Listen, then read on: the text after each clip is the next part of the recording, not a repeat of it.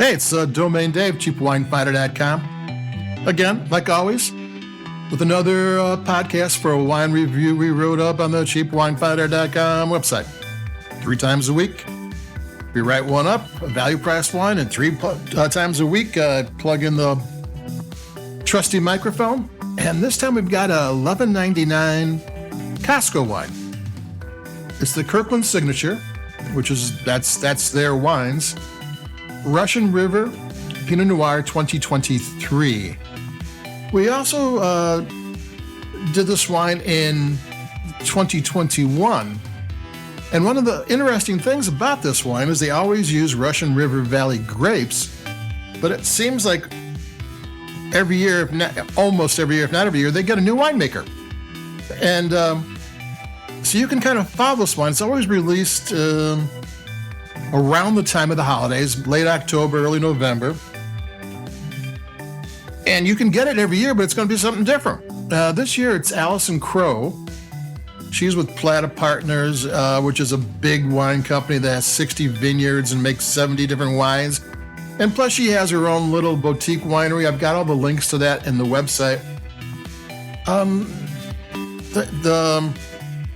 2021 vintage had another female winemaker, which is always fine. I always wonder why they make a big deal out of it, because of course women or men or anybody can make wine. It's, some of the best cooks are females, so why wouldn't the best winemaker? You're making something to consume. So it's Alison Crowe, and we got some links for her. And this is a Russian River Valley. Russian River Valley is in Sonoma.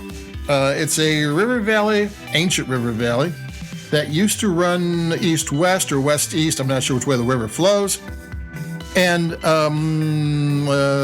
some earthquake or something happened way back when, and it took a right turn north, and now it goes east-west. And it goes all the way up to the border. And it gets, as you go northern, it gets a little warmer. It's more, Russian River can be more Cabernet Sauvignon and Merlot up that way. Southern part is more Pinot Noir Chardonnay. There is a AVA closer. The Sonoma coast is in the mountain valleys along the coast. That used to be a part of Russian River, but they decided it was different enough to make it its own place. And one of the things about Sonoma and the Russian River is the fog. You get the ocean fog. It can get warm in California, even Northern California in the summertime. But the fog rolls in the morning and it doesn't burn off to almost noon, which protects the grapes from the heat of the sun. So it just gets the afternoon and the evening. And at nighttime, the temperatures go down pretty low. It's jacket weather rather than t-shirt weather. And it cools the grapes off and it slows down their little grape engines. And since the fog rolls in the morning, it takes a while for them to heat it up again. So you get a really nice long growing season, which is the exact things that Pinot Noir loves, and even Chardonnay, because that's what this is. It's a Pinot Noir Chardonnay growing region.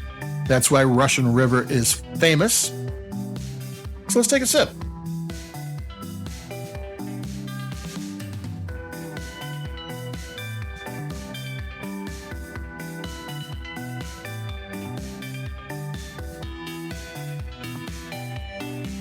It's got really good acidity. It's got cherry flavors. It's got some nice spice. It has strawberry. It's got cranberry, tart cranberry.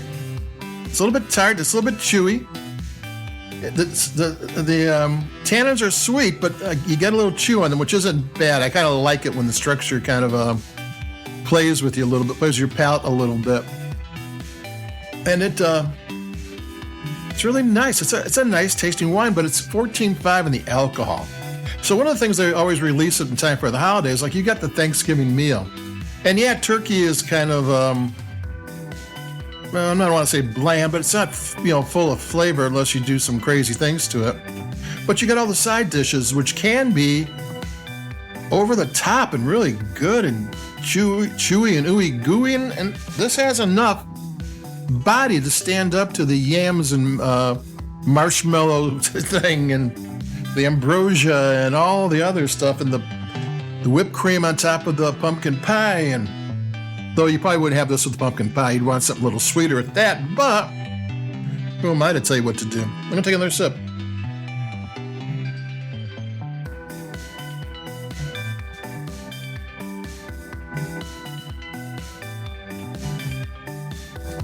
Yeah, it's a nice tasting wine. It would work as a sipping wine. It would work with a meal.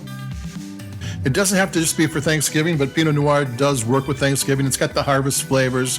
There's some like cherry, there's cranberry, there's pomegranate, there's even black cherry. It's got those kind of flavors that really go well, and it's got the structure, the solid acidity, which gives it good length, and like the chewy tannins, which makes it stand up to food and that type of thing. So it's a nice. Plus, it's Netflix. You're watching something on TV with crazy people, and mass murders, and you got to have wine to watch mass murders.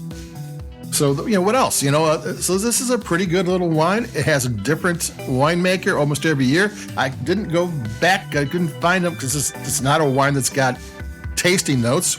But I know the two wines I had different winemakers, and I read also from one of Costco's own blogs that this is a wine they try to have a different winemaker. So it's something you want to look forward to every year.